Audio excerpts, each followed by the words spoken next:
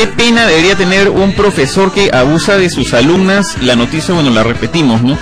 Este señor de 42 años, Wilder Valdemar Baltodano Miranda, que ha seducido y embarazado a una pareja de hermanas, una de 17 y otra de 15. Bueno, la chica que tiene 17 años lo que ha contado es que la hermana menor estaba mal en matemáticas, entonces la llevó con el profesor para que, bueno, la oriente un poco. Y entonces lo que hizo este profesor fue seducirla y obligarla a mantener relaciones sexuales. Entonces la adolescente de 15 ha salido embarazada igualmente como la hermana, ¿no? Claro. ¿Cuál es? Bueno, nos acompaña José Ocampo, él es abogado penalista. Muchas gracias por estar acá. ¿Cómo estás, José? César, gracias, Jesús. ¿Cuál es la pena acá en nuestro país por seducción de menores, que imagino que es lo que se aplica acá? En realidad aquí no hay seducción, ¿no? Aquí lo que hay es un acto ya de violación.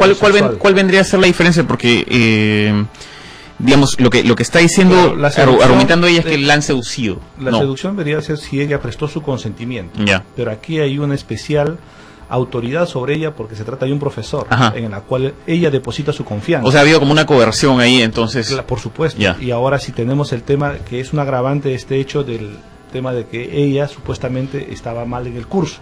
Entonces, eso aprovechó el profesor al efecto de someterla. O sea, el profesor estaba en una situación de poder y ha aprovechado esa situación de poder para abusar de ella y encima la ha dejado embarazada. La verdad es que esto es un escándalo tremendo y un enredo. El Código Penal establece cuando las personas que no prestan su consentimiento para tener relaciones sexuales entre 14 y 18 años, penas mínimas de 25 a 30 años. Pero la agravante es justamente esta condición de profesor que tiene, tiene autoridad sobre la víctima. Ahí la pena es de cadena perpetua. O sea, que este profesor sería de por vida a la cárcel. Por supuesto. Bueno, 35 años. 35 años que es la cadena perpetua, ¿o ya no? La cadena perpetua tiene la virtud de que a los 35 años recién se revisa. Ah, o sea, hay una reconsideración, no significa que salga a los 35. No. La cadena perpetua es que a los 35 años se revisa la pena si este señor ha cumplido ciertos requisitos. Y si los cumple, igual sale. No es tanto así. ¿Ya? La cadena perpetua tiene la virtud de que sea revisada, pero no necesariamente va a generar una pena que él pueda salir inmediatamente. No. Tiene que cumplir muchos requisitos ahora y demostrar un cambio, pero extraordinario. Claro. Ahora, casos como estos, lamentablemente no son escasos en nuestro país. Pero ¿a alguna otra persona se le ha condenado ya a cadena perpetua por algo parecido a esto? Por supuesto, César. ¿Sí? En el Perú hay varios casos ya que a personas que han tenido o vínculo familiar, o en este caso, digamos, como el profesor, hay casos en los cuales las víctimas han tenido, digamos, de alguna forma hecho la justicia cuando se ha interpuesto una pena tan severa como la cadena perpetua, ¿no? Sí, existe. Claro. Ahora, me imagino que habrán casos también que han decidido salvarse o jugar una argucia legal respecto a casarse con la víctima también. Claro, lo que pasa es que hay que aclarar algo. Sí. La Corte Suprema ha establecido que las víctimas que prestan su consentimiento o que van al juez y dicen: señor, yo presté mi consentimiento y es mayor de 14 años, la Corte Suprema ha establecido en el sentido de que si el Código Civil te permite casarte con autorización de tus padres, ¿por qué no puedes tener relaciones sexuales consentidas? Entonces, sí, claro. Justamente no está legislado, pero hay un acuerdo plenario de la Corte Suprema, el 004 del 2008, que justamente ha resuelto ese tema. O sea, no diferencia el criterio entre una persona que consiente y dice que quiere tener relaciones, ya estaría mayor de 14 años ya está en condiciones, por lo menos para ejercer matrimonio también. Así es. Claro. Entonces, ahí la Corte Suprema ha resuelto ese tema diciendo: aquí si hay consentimiento solamente podrá haber seducción, más no violación. Pero ahí ya la condena es mucho menor. Mucho menor, por supuesto, hasta puede hacerlo con libertad condicional, ¿no? Con libertad condicional y se casa. Si se casa, pues puede ¿exonerarse? Exonerarse pena, ¿no? ¿Ha existido en algún momento esa figura incluso de que el violador, si se casaba con la víctima, ya no era condenado por violación? Sí, eso no funciona ahora. ¿Eso hasta cuándo ha funcionado aquí en nuestro país? Bueno, eso aproximadamente hasta el año 2004. Claro. Fue en los 90 lo que se idea. Ya se modificó totalmente eso. Eso no es posible. Pues claro, hay una figura rara también. Si una persona, por ejemplo, que victimiza a alguien de esta manera, se casa, manejando un poco también el asunto de la ley, y luego ya con propósito cumplido se divorcia también. Claro. Y queda exento y libre. Y ha pasado. Entonces, la ley dice no, su manifestación del menor no tiene valor.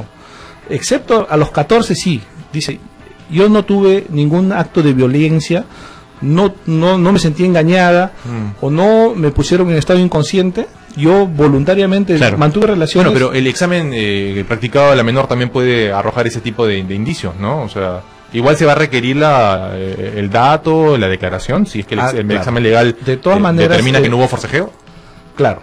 Lo que pasa es que el examen médico legista puede determinar que ha habido una relación sexual, eso es inevitable. Claro, pero hay la diferencia de la vehemencia del acto sexual, claro, también se determina. Ahora, ahí. Si hay resistencia, obviamente hay violencia. Claro, hay si no signos. Hay signos de violencia, obviamente hay moretones, puede haber rasgaduras. Rasgadura de la ropa. Sí, claro. Todas esas circunstancias los puede analizar o la investigación técnico-policial y el médico legista. Claro, no hay ninguna clase o no podría haber ninguna clase de atenuante en este caso para este profesor que ha embarazado además a ambas, ¿no? No, el agravante justamente es... El agravante es el hecho de que era profesor y que estaba en la situación de poder. ¿Y qué asunto uno piensa sobre todo en los niños y en la situación familiar que se deriva, ¿no? A partir de acá. Claro. ¿Qué cosa podría argumentar la defensa de esta persona que ha violado a estas dos menores para tratar de escapar de la condena o de la cadena obviamente perpetua? Que ellos quizás busquen decir de que fue con consentimiento. Ya. Y con eso se estarían liberando y pasarían de una violación a un tema de seducción. Pero si hay esto que dices tú de la situación de poder, o sea, el hecho de que él es profesor, que además estaba mal la hermana porque estaba mal en las clases. Claro, lo que pasa que aquí hay una situación de poder que ha sido mal usada, como primer punto. Y segundo punto, yo creo que si ellos no salían embarazadas, esto probablemente no se sabía. Claro. Ahora, entonces, ¿por qué? Porque hay amenaza, porque hay sometimiento. Por supuesto. ¿Cuál sería la figura legal que se puede aplicar ahí si es que ya hay un antecedente con la misma familia? Por supuesto, en todo caso aquí no existe, hay un modus operandi, un modo de vida, de que quizás no sean las únicas víctimas. Claro. Es probable que otras alumnas hayan caído y hayan sido sometidas por esta persona. Claro, pero si por ejemplo en la primera figura se determinó, no sé cómo acabó el primer caso, si se denunció o no, pero digamos que se manifiesta que hubo consentimiento para el acto sexual y todo lo demás. Claro, no genera ningún antecedente para el otro. No genera ningún antecedente. En todo caso ahí, en el primer caso probablemente haya sido, digamos, sancionado por una seducción y ya estaba con una libertad condicional, ¿no? Claro. Bueno, han condenado también en Trujillo precisamente a 35 años de cárcel al violador de una menor. Acá dice 35 años de cárcel, sin embargo, y no cadena perpetua. ¿Cuál podría haber sido el Claro, en realidad el matiz? El matiz es probable que haya habido una confesión, quizás, o de repente no tiene un vínculo familiar. Ajá. Es probable que haya esas circunstancias. Si no hay un vínculo familiar, o sea, el vínculo familiar es un agravante. Es un agravante. Ya. Ahora, y tú mencionabas algo que es bien cierto, y es que la mayoría de abusos sexuales en todo el mundo suceden dentro de la familia, en el entorno familiar, ¿no? Lo que sí debemos de enfatizar ahí es de que esos 35 años se tienen que cumplir todos los años. ¿No hay beneficio penitenciario para la persona acusada de violación? No existe beneficio penitenciario salvo el 7x1, que es, digamos, solamente por cumplir con alguna norma de derechos humanos. 7 días de trabajo por 1 de libertad. Por 1 de libertad, que no es nada, ¿no? Ya. Entonces, casi tendría que cumplir el total de la pena. Si esa persona tiene 30 años, va a salir más o menos a los 62 años, ¿no? Claro, más o menos. Y a mí me quedó la duda respecto a esta figura de la confesión oportuna, colaborativa, que reduce las penas también. ¿Es una figura que se da en otros países, el hecho que una persona culpable confiese que lo hizo y se le premia con menos condena? Lo que pasa es que hay una norma que dice que antes de empezar un juicio y una persona reconoce la totalidad de la acusación hecha por la fiscalía, puede reducir hasta un sexto de la pena. Sí. ¿Pero es una figura aplicada en otros países? Sí, hay el derecho penal premial que se llama. En todo caso, si tú colaboras con la justicia, de algún modo la justicia te recompensa, ¿no? Claro, pero al final de cuentas, ¿no es la obligación de un culpable colaborar con la justicia? No necesariamente. Más bien, la justicia quiere llegar a la verdad. Claro. Entonces, ¿qué sucede? Ejemplo, caso Papita. En ese caso, hubo una persona que se acogió a la terminación anticipada. Es decir, yo reconozco la acusación en mi favor, en mi contra. Y me acojo a esta norma de terminación anticipada. Entonces, ¿qué hizo la sala? Simplemente no le aplicó el beneficio y le aplicó la cadena perpetua. La cadena perpetua, efectivamente. O sea, es discrecionalidad de los jueces de poder aplicar o no. No claro, es claro. Una norma obligatoria. En ese caso no era para menos, ¿no? Después la barbaridad de la monstruosidad. Claro. Pero sí, que cometió este sujeto. Queda claro ahí que no es una norma que te ponga una camisa de fuerza. Claro. Es una discrecionalidad de los juzgadores, ¿no? Eso es así. Bueno, entonces el asunto es que hay que estar alertas. Yo creo que los padres tienen que hablar mucho con sus hijos, ¿no? A mí me parece evidente, o sea, como conclusión de... Escuchándose a las otras llamadas, ¿no? Sabiendo cómo es que ha pasado esto, que la hermana que ha estado embarazada de este sujeto y lleva a la otra hermana, significa que ahí la comunicación no ha funcionado. Yo creo que las entidades escolares también deben solicitar una evaluación psicológica a su personal masculino y femenino. Y un seguimiento, claro, porque usualmente cuando se pasan los procedimientos habituales de presentar documentos, un currículum, claro, una recomendación. Sí, y ahí muere, claro, ahí tiene que haber un seguimiento también del tipo de trabajo, yo creo que evaluación del mismo alumno, que no se aplica aquí, que el alumno no evalúa al profesor tampoco. Es una figura que no existe en la educación pública. O como una vez en el colegio de mi hija, una encuesta privada. También. Una encuesta anónima.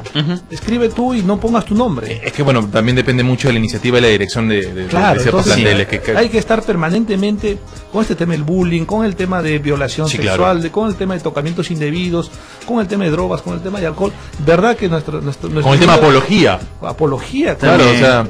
Son varias cosas. Ojalá sean pues temas que sean tomados en cuenta, ¿no? Aunque ayer luego la entrevista que tuvimos con la representante del Ministerio de Educación, mucha confianza no me da. Que los colegios estos que se están viniendo abajo y ante un eventual sismo, bueno, no quiere el cielo las cosas que van a pasar. La ley anti-bullying que dio el Congreso, que ya fue aprobada, establece que un colegio debe tener mínimo un psicólogo. Quiere decir que no había ninguno. Por supuesto. Entonces... y psicólogos hay un montón en todos lados. Yo creo que algo se tiene que hacer, ¿no? Sí, claro que sí. Bueno, seguiremos tocando esta clase de temas desde luego. Pues, muchas gracias, José, por tu visita aquí en Capital. Estuvimos con el doctor José Ocampo hablando de este tema, del cual seguiremos tocando luego.